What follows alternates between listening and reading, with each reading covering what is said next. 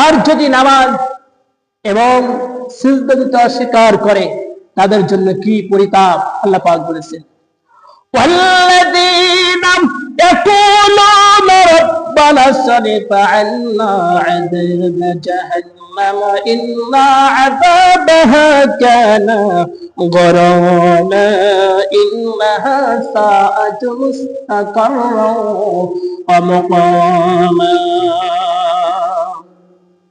আর যারা নাকি তারা বলতেছে যে আল্লাহ এই কঠিন আযাব, আমরা যে আযাব সহ্য করতে পারতেছে না, অতি দ্রুত এই আযাবকে কমায়া দাও। আল্লাহ কি কমায়া দিবে?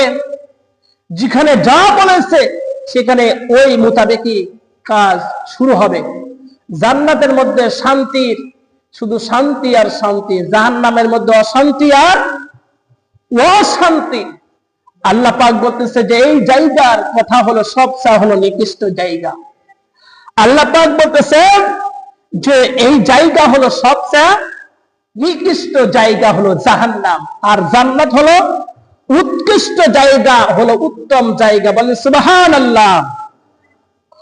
والذين إذا أنفقوا لم يسرفوا ولم يقتروا وكان بين ذلك قواما। আর এই আয়াতের মধ্যে এসেছে যে আপনাকে আল্লাহ পাক সম্পদ যাই দিয়েছে এর মাঝ থেকে আপনি অপব্যয় করা যাবে না, অপব্যয় করা যাবে না। আর আপনাকে ব্যয় করতে হবে প্রয়োজন মোতাবেক। আর অপব্যয় করা হলো, এটা হলো শয়তানের লক্ষণ। কিসের লক্ষণ?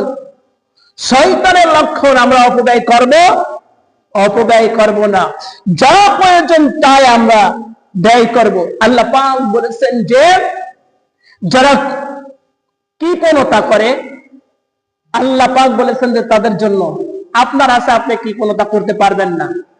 কি হয়?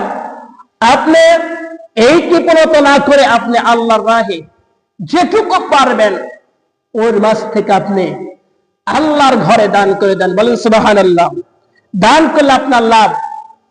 এই দুনিয়া থাকতে আপনার জন্য নেকি লেখা হবে, পরকালে চলে গেলেও আপনার জন্য নেকি লেখা হবে। হবে কি হবে না? হবে।